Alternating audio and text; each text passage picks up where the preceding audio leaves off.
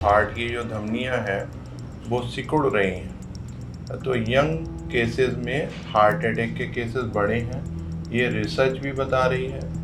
और कुछ केसेस हम लोग भी यहाँ पर जज कर रहे हैं, तो इसकी पुष्टि भी हो रही है। सबसे ज्यादा डरने की जरूरत किसे है इस टाइम? अब बुजुर्गों को डरने की जरूरत है या यंग एज वालों को डरने की जरूरत है? मैं ये तो नहीं कहूँगा कि सबको डरने की ज़रूरत है, नहीं, सावधान रहने की ज़रूरत है। तो जिन लोगों ने वैक्सीनेशन के टाइम पर डबल डोज ली है, तो उन लोगों को कितना खतरा है? खून का थक्का अगर जम रहा है, वो हार्ट की नसों में भी जम सकता है या फिर ब्रेन में भी की नसों में भी जा सकता है। तो ये सब संभावना तो है। कोरोना की वैक्सीनेशन कराने के बाद क्या आप लोग भी डरे हुए हैं सभी की तरह? क्योंकि बहुत सी रिपोर्ट्स ऐसी सामने आ रही हैं कि जिन लोगों ने कोरोना की वैक्सीनेशन करवाया है उनको हार्ट अटैक यानी कि हार्ट की प्रॉब्लम्स और ब्रेन स्ट्रोक जैसी बीमारियां हो रही है। तो इस रिपोर्ट के पीछे की सच्चाई क्या है और इस ये जो वायरल हो रही है न्यूज़, इसके पीछे की सच्चाई क्या है, वो जानने आज हम पहुंचे हैं डॉक्टर नवीन खन्ना जी के पास, जो कि नायशा नर्सिंग होम में एक सीनियर फिजिशियन है। सर, सबसे पहले तो स्वागत है आपका द न्यूज़ वाला नेटवर्क में। सर, सब डरे हुए हैं और डरना भी लाजमी है क्योंकि ये बहुत ही सीरियस मैटर है कि जिन लोगों ने वैक्सीनेशन करवाया है उनको हार्ट की प्रॉब्लम हो रही है, ब्रेन स्ट्रोक हो रहा है, तो क्या इसमें कितनी सच्चाई है? देखिए, अभी कुछ रिसर्च आई कानपुर से, और उसमें उन्होंने बताया कि यंग लोगों में हार्ट अटैक के काफ़ी केसेस आए। कुछ हमारी कंट्री से बाहर की भी रिसर्च आ रही हैं। एक रिसर्च में ये आया कि जो हार्ट की जो धमनियां हैं वो सिकुड़ रही हैं। तो यंग केसेस में हार्ट अटैक के केसेस बढ़े हैं, ये रिसर्च भी बता रही है। और कुछ केसेस हम लोग भी यहाँ पर जज कर रहे हैं, तो इसकी पुष्टि भी हो रही है। तो सर, जिन लोगों ने 2 या 3 साल पहले ये जो वैक्सीनेशन करवाया है, तो अब उन लोगों को डरने की ज़रूरत है या ये केसेस पहले के थे जब ड्यूरिंग वैक्सीनेशन टाइम कोरोना के टाइम पर थे, या अब ये ज़्यादा देखने को मिल रहे हैं? देखिए, कोई भी, जैसे कोई मेडिसिन हो या कोई वैक्सीन हो, उसके अगर किसी के साइड इफ़ेक्ट आते हैं तो वक्त के साथ आते हैं, उस समय तो नहीं मालूम पड़ते। और चूँकि अब 2 ढाई साल हो चुके हैं, तो कुछ कुछ साइड इफ़ेक्ट्स आ रहे हैं। उसमें जैसे हार्ट की जो धमनियां हैं उसमें कहा जा रहा है कि सिकुड़ रही हैं, या कुछ यंग लोगों में जो हार्ट अटैक हम लोग इस समय देख रहे हैं, पहले ऐसा नहीं होता था। पहले ओल्ड एज में होता था, ओल्ड एज में अभी भी हम लोग देख रहे हैं, लेकिन जब यंग में हो रहा है तो सरप्राइज़ हो रहा है कि ऐसा क्यों हो रहा है, कोई तो वजह होगी। फिर जब रिसर्च आ रही है तो ये बात को समझ में आती है कि कुछ ना कुछ प्रॉब्लम वैक्सीन की वजह से ज़रूर हुई है। सर, इसके सिम्पटम्स क्या रहते हैं? कैसे पता चलेगा कि जो प्रॉब्लम हो रही है हार्ट अटैक है, मतलब हार्ट की प्रॉब्लम हो रही है या क्या है? क्या सिम्पटम्स नज़र आते हैं? देखिए, हार्ट हमारा यहाँ पर लेफ़्ट साइड में, किसी को भी जब हार्ट की साइड में पेन होता है, स्पेशली जब वो चल रहा है, वॉक कर रहा है, या स्ट्रेस की कंडीशन में है, या एक्सरसाइज कर रहा है, तो उसको हार्ट का पेन होता है। अब वो बहुत हल्का भी हो सकता है या बहुत ज़्यादा भी हो सकता है। कुछ लोगों में हाथ में रेफ़र हो जाता है, लेफ़्ट हैंड में जाता है, कुछ में राइट में, कुछ में बैक में जा सकता है, कुछ को नेक के थ्रू भी, टीथ में भी आ जाता है। तो इस तरह का लक्षण हम लोगों को देखने मिलते हैं। लेकिन सर, जो सीने में दर्द होता है, कुछ लोगों को जैसे डॉक्टर के पास जाते हैं तो डॉक्टर बोलते हैं कि ये गैस का दर्द हो रहा है। तो कैसे पता चलेगा कि जो दर्द सीने में हो रहा है वो गैस का दर्द हो रहा है या हार्ट अटैक का दर्द है? जी, बहुत अच्छा क्वेश्चन है आपका। मैं पुराना, मेरा एक पेशेंट था यंग, आज की बात नहीं है, ये करीब 7-8 साल पहले की बात है। तो उसने कुछ नॉन-वेज खाया और कुछ स्पाइसी फूड खाया, उसको काफ़ी गैस बन रही थी, चेस्ट पेन भी था, सब कुछ था। वॉमिटिंग भी उसको हुई थी। तो मैंने उसको, फर्स्ट डायग्नोसिस थी कि भई गैस की वज़ह से सब हुआ। लेकिन जब उसका ईसीजी करा तो उसको हार्ट अटैक निकला। ये 7-8 साल पहले की बात है। तो गैस में भी हार्ट, क्योंकि हमारा जो स्टोमक है यहाँ पर है, वहाँ पर एसिड है, तो जब गैस टकराती है ऊपर को टकराएगी, एसिड पेप्टिक डिजीज़ हो जाती है, यहाँ पर पेन रहता है।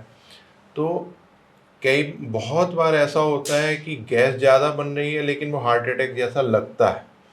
और इसका उल्टा भी हमने देखा अभी कि अभी हमारे आवास विकास में एक अंकल हैं, तो उनको हार्ट अटैक हुआ, 80 ईयर्स के हैं, अभी 2 महीने पहले की बात है। हार्ट अटैक था, टिपिकल हार्ट अटैक, सीरियस। और वो बिल्कुल उनके हाथ पैर छूट गए। नाम मैं उनका नहीं लूँगा, लेकिन क्या हुआ जब उनके घर वालों ने फ़ोन किया मुझे, तो उन्होंने कहा कि उन्हें बहुत गैस बन रही है। तो मैंने भी फ़ोन पर बोल दिया कैजुअली कि गैस बन रही है, आप डाइजीन पिला दो, गैस का कैप्सूल दे दो। लेकिन फिर थोड़ी देर में फ़ोन आया, नहीं उनकी हालत सीरियस है, आप इमीडिएट हॉस्पिटल पहुँचो। मैं आया, उन्हें सीरियस हार्ट अटैक था। फिर उनको मैंने हार्ट सेंटर भेजा, खैर उनकी लाइफ सेव हो गई। लेकिन कई बार घर वालों को ये लगता है कि गैस बन रही है, होता है हार्ट अटैक, और ये सोचे कि हार्ट अटैक घर वाले सोच रहे हैं। एक लेमैन या एक नॉर्मल इंसान वो सोच सकता है, वो सोचता है कि हार्ट की प्रॉब्लम है, निकलती गैस की प्रॉब्लम। ये हम लोग डॉक्टर्स हैं, हम लोग जज कर लेते हैं। मैं सिर्फ ये सलाह दूंगा कि अगर कुछ भी इस तरह के सिम्टम या लक्षण लग रहे हैं तो इमीडिएट अपने डॉक्टर को जाके मिल लें, है ना, लापरवाही जी ना करें। जी सर, हमारे घर में बुजुर्ग होते हैं, सभी के घर में बुजुर्ग हैं 60 अबव के, वो सब डरे हुए हैं, घबरा रहे हैं कि उन्होंने वैक्सीनेशन करवाया है तो उन्हें अब इस एज में क्या ये कोई प्रॉब्लम ना हो, हार्ट की प्रॉब्लम ना हो। तो सबसे ज़्यादा डरने की ज़रूरत किसे है इस टाइम? अब बुजुर्गों को डरने की ज़रूरत है या यंग एज वालों को डरने की ज़रूरत है? देखिए, मैं अपने ही परिवार की बात करूँगा। मेरा भांजा है, था कहूँगा मुरादाबाद में, अमित करके। तो उसको हार्ट अटैक हुआ, लगभग 35 साल की एज है, उसकी डेथ हो गई।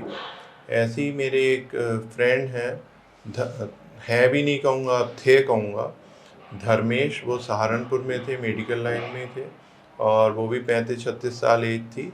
उनकी डेथ हो गई। कल ही मुझे मालूम चला, मुझे अफसोस है इस बात का। लेकिन अचानक से अब मेरे ही जानने में, मेरे ही परिवार में 2 लोग, ये यंग लोगों की डेथ होना कोई छोटी बात नहीं, ये बड़ी बात है। तो मैं ये तो नहीं कहूँगा कि सबको डरने की ज़रूरत है, लेकिन सावधान रहने की ज़रूरत है। सावधानी में बहुत सारी चीज़ें हैं। लक्षण आए, आप डॉक्टर को मिलिए। घरेलू अपने कुछ चीज़ों पर ध्यान दे सकते हैं कि भाई फैटी चीज़ें ना लें, योगा करें, एक्सरसाइज करें, है ना। कुछ प्रिकॉशन के लिए, खून पतला करने की कोई दवा किसी को लेनी है, बीपी अपना कंट्रोल रखें, शुगर कंट्रोल रखें, स्ट्रेस ना लें, तनाव की लाइफ में ना रहें, ये सब ध्यान रख सकते हैं। सर, कैसे पता चलेगा जो हार्ट अटैक आया है या हार्ट की प्रॉब्लम हुई है कि ये कोरोना की वैक्सीनेशन के बाद से ही हुई है या पहले भी हो सकती है, पहले से भी हो सकती है? नहीं, मैं इसे जनरली कहूँगा कि अभी 10-15 दिन में ही 5-6 केसेस हमने देखा, ईसीजी में फाइंडिंग्स थी। हल्का-हल्का उनकी जो हार्ट की जो ब्लड सप्लाई है वो रुकी हुई थी। तो ये समझ में आ गया कि इनको एंजाइना के पेन हो रहे हैं, और यंग लोगों में था, तो मैं सरप्राइज़ हुआ। भई आपके पास में 1 केस आए, 2 आए, 3 आए, 6 आए। अगर अ, कुछ ही दिन में अगर लगातार केसेस आते हैं तो चिंता बढ़ती है। और इसके अपोज़िट पहले बहुत कम था। जी। महीने में एक इस तरह केस आ गया, 2 महीने में एक आ गया, है ना? तो इस तरह अभी केसेस बढ़े हैं। ये तो पर्सनल एक्सपीरियंस है, और अपने पेशेंट को हम जज कर रहे हैं, उससे भी बता सकते हैं। लेकिन सर, इस टाइम पे जिन लोगों ने वैक्सीनेशन कराया हुआ है, तो वो उन लोगों को अगर कोई टेस्ट कराना हो पता करने के लिए, हमें तो कोई प्रॉब्लम मतलब स्टार्ट नहीं हो गई है, चाहे हार्ट से रिलेटेड हो या और भी कोई गंभीर बीमारी ना शुरू हो गई हो, तो वो कौन सा टेस्ट कराएं जिससे पता चले कि ये बीमारी हमें शुरू तो नहीं हो गई है या नहीं है? सिंपल है, कोलेस्ट्रॉल लेवल तो सबका कंट्रोल रहना ही चाहिए। अपना कोलेस्ट्रॉल लेवल चेक करा लें, और साथ में बीपी कंट्रोल रहे। और हार्ट, अगर डॉक्टर पास जाते हो, हार्ट को चेकअप कर सकते हैं, और सिंपली सी ही करा सकते हैं अपना। तो कुछ सिंपल टेस्ट से ही बहुत कुछ आइडिया लग जाता है। सर, जिन लोगों ने वैक्सीनेशन के टाइम पर डबल डोज ली है, तो उन लोगों को कितना खतरा है, उन्हें कितना टेंशन की ज़रूरत है या नहीं है? ऐसी रिसर्च आ रही है कि वैक्सीनेशन के बाद हार्ट की जो धमनियां हैं उनमें थोड़ी रुकावट है, या खून के थक्के जम रहे हैं, उसे टीटीएस बोल रहे हैं उसको। तो खून का थक्का अगर जम रहा है वो हार्ट की नसों में भी जम सकता है या फिर ब्रेन में भी की नसों में भी जा सकता है, तो ये सब संभावना तो है। सर लास्टली मैं आपसे ये पूछना चाहूँगी कि जिन लोगों ने वैक्सीनेशन करवाया है उनका तो आपने सब कुछ बता ही दिया है, लेकिन जिन लोगों ने वैक्सीनेशन नहीं कराया था, अब वो सोशल मीडिया पर खूब पोस्ट डाल रहे हैं कि देखा हमने तो वैक्सीनेशन नहीं कराया था और आप लोगों ने वैक्सीनेशन कराया था, अब हम खतरे से बाहर हैं, तो उन लोगों के लिए क्या कहना चाहेंगे? ठीक किया उन्होंने या नहीं ठीक किया? जिन्होंने वैक्सीनेशन नहीं कराया, जी। देखिए वो वक्त बहुत ख़राब था जब कोरोना के लिए वैक्सीनेशन कराया जा रहा था। जो भी सरकार ने किया या मेडिकल लाइन ने किया बहुत अच्छा किया, सबके हित के लिए किया। अब कुछ लोगों में साइड इफ़ेक्ट आ रहे हैं, अब वक्त के साथ जो भी हो रहा है उसे हैंडल करना पड़ता है। तो जिन्होंने करवाया उन्होंने अच्छा करा और जिन्होंने नहीं करवाया उनकी किस्मत है। हालाँकि मुझे भी, मैं एक वैक्सीन लगवाई थी, फिर मुझे 10 दिन बाद मुझे कोरोना हो गया था, तो मुझे दूसरी वैक्सीन की नीड नहीं पड़ी। तो सबकी अपनी-अपनी कंडीशंस हैं, ना इसमें कोई ज़्यादा दुखी होने की ज़रूरत है, किसी को दोष देने की, ना किसी को ज़्यादा खुश होने की ज़रूरत है। धन्यवाद आपका, आपने अपना कीमती समय हमें दिया और ये जो टॉपिक था बहुत ही सीरियस टॉपिक था। सभी इस टॉपिक से मतलब इस न्यूज़ से घबराए हुए थे, हम भी घबराए हुए हैं, हमें भी डर लग रहा था, लेकिन आपकी बातों से मैं तो संतुष्ट हो गई हूँ, मुझे लगता है हमारे व्यूअर्स भी संतुष्ट हो गए होंगे। तो फिर जुड़ेंगे आपके साथ किसी और विषय को लेकर, और इस विषय को लेकर आप क्या कहना चाहेंगे अपनी राय हमें कमेंट सेक्शन में ज़रूर दें और हमसे जुड़े रहें और देखते रहें द न्यूज़ वाला नेटवर्क। धन्यवाद सर।